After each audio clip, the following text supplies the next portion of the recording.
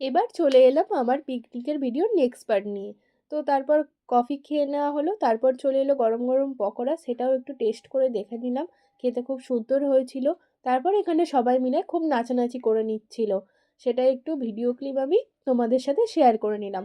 তারপর আমি আশেপাশে ঘুরে দেখলাম, সেখানে দোলনা ছিল, একটু দোলনা দুলে নিলাম। তারপরে এই দেখো ওপর বোন কীরকম নাচানাচি করছে বড়দের সাথে, সেটাই আমি ভিডিও করছিলাম।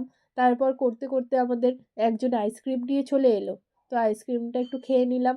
তারপর শুরু হয়ে গেল আমাদের মহিলাদের মিউজিক্যাল চেয়ার খেলা, তো সেটাই খুব আনন্দ করে আমরা খেলছি। আমার মা, কাকিমা, আমি সব নেচে নেচে ঘুরছি। তারপর নাচানাচি করে খেলে খিদে পেয়ে গেল, তো মেনুতে ছিল পোলাও, মাটন, তো সেটাই খাচ্ছিলাম, খেতে খুব ভালো হয়েছিল। আর তারপরে চলে এলো আমাদের চাটনি পাঁপড়, আর সবশেষে চলে এলো একদম গরম রসগোল্লা। তারপর হজম করার জন্য আবার কোল্ড ড্রিঙ্কসও ছিল। তারপর আবারও একটু নাচানাচি দেখে নিলাম, কারণ পিকনিক মানেই তো হচ্ছে অসীম নাচ। তারপর আমার বোনের নাচ দেখতে চলে এলাম, এখানেও একটা নাচ তুলেছিল, তো সেটাই হঠাৎ করে করতে আরম্ভ করে দিল।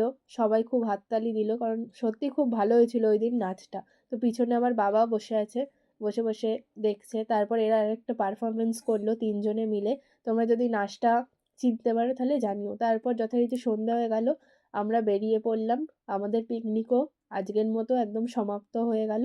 হেঁটে হেঁটে চলে যাচ্ছি এবার গাড়ির দিকে, এবার যে যার গাড়িতে উঠে বাড়ি চলে যাবো। সো গাইস, আজকের মতো এখানেই টাটা।